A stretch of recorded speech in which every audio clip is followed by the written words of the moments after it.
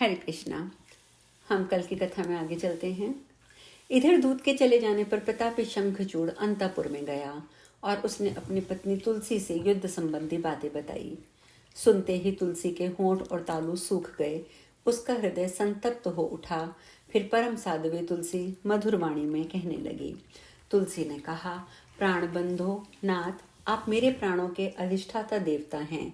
आप विराजिए, क्षण भर मेरे जीवन की रक्षा कीजिए। मैं अपने नेत्रों से कुछ समय तक तो आदर पूर्वक आपके दर्शन कर लूं। मेरे प्राण फड़फड़ा रहे हैं। आज मैंने रात के अंतिम क्षण में एक बुरा स्वप्न देखा है। महाराज शंखचूड़ ज्ञानी पुरुष था। तुलसी की बात सुनकर उसने भोजन किया, जल पिया। फिर अवसर पाकर उसने सत्य, हितकर और यथार्थ वचन तुलसी से कहे। शंखचूड़ बोला, प्रिय, कर्म भोग का सारा निबंध काल सूत्र में बंधा हुआ है।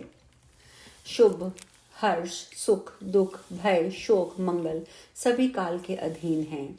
समय अनुसार वृक्ष उगते हैं, उन पर शाखाएं फैलती हैं, पुष्प लगते हैं और क्रमशः वे फल से लग जाते हैं। फिर काल ही उन फलों को पकाता है। बाद में काल के प्रभाव से फूल, फल, वे संपूर्ण वृक्ष नष्ट भी हो जाते हैं।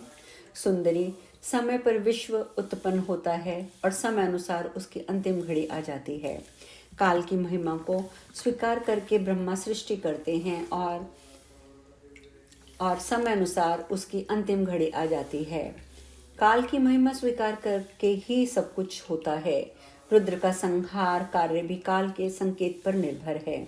सभी क्रमशः कालानुसार अपने व्यापार में नियुक्त होते हैं। ब्रह्मा, विष्णु, शिव आदि प्रधान देवताओं के भी अधीश्वर परमात्मा श्री कृष्ण, जो प्रकृति से परे हैं, उन्हीं को सृष्टा, पाता, संहर्ता कहते हैं। वे सदा अपने संपूर्ण अंश में विराजमान रहते हैं। वे ही समय पर स्वेच्छापूर्वक प्रकृति को उत्पन्न करके विश्व में रहने वाले संपूर्ण चराचर पदार्थों को रचते हैं। उन्हें सर्वेश, सर्वरूप, सर्वात्मा और सर्व परमेश्वर कहते हैं। वे जन से जन की सृष्टि करते हैं और जन की रक्षा करते हैं और जन से जन का संहार करते हैं। इन्हीं त्रिगुणातीत परम प्रभु राधा बल्लभ के तुम उपासना करो। उन्हीं की आज्ञा से सदा शीर्घगामी पवन प्रवाहित होती है। सूर्य आकाश में तपते हैं, इंद्र समय अनुसार वर्षा करते हैं, मृत्यु प्राणियों में विचरती है, अग्नि यथा सावरदाह उत्पन्न करते हैं तथा शीतल चंद्रमा भयभीत की भांति आकाश मंडल में चक्कर लगाते हैं। प्रिय, जो मृत्यु की मृत्यु, काल के काल, यमराज के श्रेष्ठ शासक, ब्रह्मा के स्वामी, माता की माता, जगत की जननी, संहार करने वालों के भी संहार करता, उन परम प्रभु भगवान श्री कृष्ण की शरण में तुम जाओ। प्रिय, यहाँ कौन किसका बंधु है, जो सबके बंधु हैं, उन्हीं की तुम उपासना करो। ब्रह्मा ने हम दोनों को एक ही रस्सी में बांधा है। इससे तुम्हारे साथ जगत में व्यवहार में मैं फंस गया हूँ। पुनः विलग हो जाना विधि की इच्छा पर निर्भर है। शोक एवं विपत्ति सामने आने पर अज्ञानी व्यक्ति घबराता है, ना ही पंडित पुरुष। काल चक्र के क्रम से सुख और दुख एक के बाद एक आते ही जाते रहते हैं। अब तुम्हें निश्चय ही वे सर्वेश्वर भगवान नारायण साक्षात पति रूप में प्राप्त होंगे, जिनके लिए बद्रिका आश्रम में रहकर तुम तपस्या कर चुकी हो। तपस्या तथा ब्रह्मा के वर प्रदान से तुम्हें पाने का सुअवसर मुझे प्राप्त हुआ था। कामिनी, उस समय तुम भगवान श्री हरि के लिए तप कर रही थी, अतः अब उन्हीं को प्राप्त करोगी। गोलोक में वृंदावन है, वहीं तुम भगवान गोविंद को पाओगी। मैं भी इस दानवी शरीर का परित्याग करके उसी दिव्य लोक में चलूंगा। वहीं तुम मुझे देख सकोगी और मैं तुम्हें। इस समय जो मैं परम दुर्लभ भारतवर्ष में आया हूँ, इसका कारण केवल श्री राधा जी का श्राप है। प्रिय, सुनो, मेरा गोलोक में पुनः जाना सर्वथा निश्चित है, अतः शोक करने की क्या आवश्यकता है। कांते, तुम भी अब शीघ्र ही इस शरीर का परित्याग करके दिव्य रूप धारण करके श्री हरि को पति के रूप में प्राप्त कर लोगी, अतः तनिक भी घबराने की आवश्यकता नहीं है। इस प्रकार शंखचूड़ तुलसी के साथ सुंदर बातचीत कर रहा था। इतने में सायकाल का समय हो आया। रत्नमय पुष्प भवन में पुष्प और चंदन से चर्चित श्रेष्ठ शैया बिछी थी। वह उस पर सो गया और भांति भांति के वैभवों की बात उसके मन में स्फुरित होने लगी। उसके भवन में दीपक जल रहा था। परम सुंदर स्त्रियों में रत्न तुलसी सेवा में उपस्थित थी। ज्ञानी शंखचूड़ ने पुनः तुलसी को दिव्य ज्ञान प्रदर्शित करते हुए समझाया। साथ ही शंखचूड़ ने तुलसी को संपूर्ण शोकों को दूर करने वाले उस उत्तम ज्ञान को बतलाया जो दिव्य भंडीर वन में भगवान श्री कृष्ण की कृपा से उसे प्राप्त हुआ था। ऐसे श्रेष्ठ ज्ञान को पाकर उस देवी का मुख प्रसन्नता से भर गया। समस्त जगत नश्वर है ये मानकर वह हर्षपूर्वक हास विलास करने लगी। फिर दोनों सुखपूर्वक सो गए।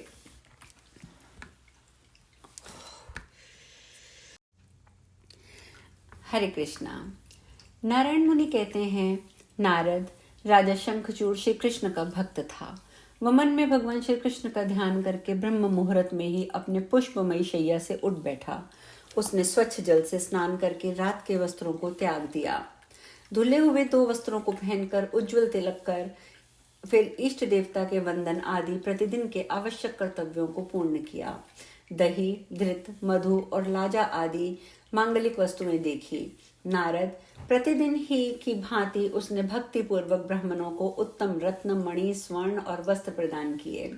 यात्रा मंगलमय होने के लिए उसने अमूल्य रत्न और कुछ मोती, मणि एवं हीरे भी अपने गुरुदेव ब्राह्मण की सेवा में समर्पित कर दिए। वह अपनी कल्याणार्थ श्रेष्ठ हाथी, घोड़े, सर्वोत्तम सुंदर धन दरिद्र ब्राह्मणों को खुले हाथों से बांटने लगा। उस समय हजारों वस्तुपूर्ण भवन, लाखों नगर, असंख्य गांव शंखचूड़ ने दान के रूप में ब्राह्मणों को दे दिए।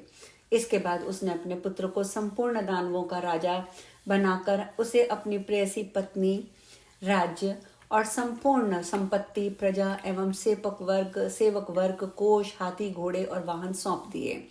उसने स्वयं कवच पहन लिया, हाथ में धनुष और बाण ले लिया। सब सैनिकों को एकत्र किया।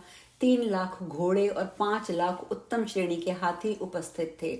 10,000 रथ तथा 3 करोड़ धनुर्धारी, ढाल, तलवारधारी, त्रिशूलधारी और वीर उसकी सेना के अंग बने। नारद इस प्रकार दानेश्वर शंखचूड़ ने अपरिमित सेना सजा ली। युद्ध शास्त्र के पारगामी एक महारथी वीर को सेनापति के पद पर नियुक्त किया। महारथी उसे समझना चाहिए जो रथियों में श्रेष्ठ हो। राजा शंखचूड़ ने उस महारथी को अगणित अक्षौणी सेना पर अधिकार प्रदान कर दिया। उस सेनाध्यक्ष में ऐसी योग्यता थी कि वह स्वयं 30 अक्षौणी सेना से अपनी सेना को बचा सकता था। तत्पश्चात शंखचूड़ मन ही मन भगवान कृष्ण का स्मरण करता हुआ बाहर निकला। उत्तम रत्नों से बने हुए विमान पर सवार हुआ और गुरुवरों को आगे करके भगवान शंकर की सेवा में चल दिया। नारद पुष्प भद्रा या चंद्रभागा नदी के तट पर एक सुंदर अक्षयवट था। वहीं सिद्धों के बहुत से आश्रम थे। उस स्थान को सिद्ध क्षेत्र कहा गया है। वह पवित्र स्थान भारतवर्ष में है। उसे कपिल मुनि की तपोभूमि कहते हैं। वह पश्चिमी समुद्र से पूर्व और मलय पर्वत से पश्चिम में है। श्रीशैल पर्वत से उत्तर और गंधमादन से दक्षिण भाग में है। उसकी चौड़ाई 5 योजन है और लंबाई 500 योजन है। वहां भारतवर्ष में एक पुण्य प्रदा नदी बहती है जिसका जल स्वच्छ स्फटिक मणि के समान उद्वासित होता है। वह जल से कभी खाली नहीं होती। उसे पुष्प भद्रा कहते हैं। वह नदी समुद्र की पत्नी के रूप में विराजमान होकर सदा सौभाग्यवती बनी रहती है। वह शुद्ध स्फटिक के समान निर्मल जल से पूर्ण है। उसका उद्गम स्थल हिमालय है। कुछ दूर आगे आने पर शरावती नामक नदी उसमें मिल जाती है। यह गोमंतक पर्वत को बाएं करके बहती है और पश्चिम समुद्र की ओर प्रस्थान करती है। वहां पहुंचकर शंखचूड़ ने भगवान शंकर को देखा। उस समय भगवान शंकर वट वृक्ष के नीचे विराजमान थे। उनका विग्रह करोड़ों सूर्यों के समान उद्वासित हो रहा था। वे योगासन में बैठे थे। उनके हाथों में वर और अभय की मुद्रा थी। मुखमंडल मुस्कान से भरा था। वे ब्रह्म तेज से उद्वासित हो रहे थे। उनकी अंग कांति शुद्ध स्फटिक के समान उज्जवल थी। उनके हाथ में त्रिशूल और पट्टिश थे तथा शरीर पर श्रेष्ठ बाघंबर शोभा पा रहा था। वस्तुतः गौरी के प्रियपति भगवान शंकर परम सुंदर, उनका शांत विग्रह भक्त के मृत्यु के भय को दूर करने में पूर्ण समर्थ था। तपस्या का फल देना और अखिल संपत्तियों को भरपूर रखना उनका स्वाभाविक गुण है। वे बहुत शीघ्र प्रसन्न होते हैं, उनके मुख पर कभी उदासी नहीं आती। वे भक्तों पर अनुग्रह करने वाले हैं।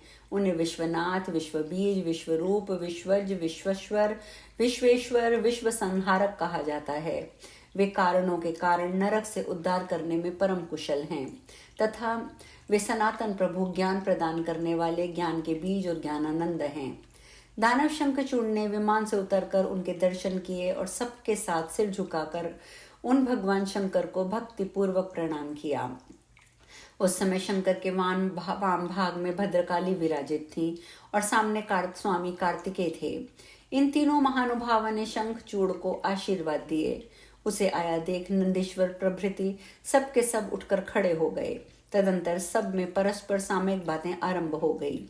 उनसे बातचीत करने के पश्चात राजा शंखचूड़ भगवान शंकर के समीप बैठ गए। तब प्रसन्नात्मा भगवान महादेव उनसे कहने लगे। अब महादेव उनसे क्या कह रहे थे ये चर्चा हम कल करेंगे। आज यहीं विश्राम। हरे कृष्णा।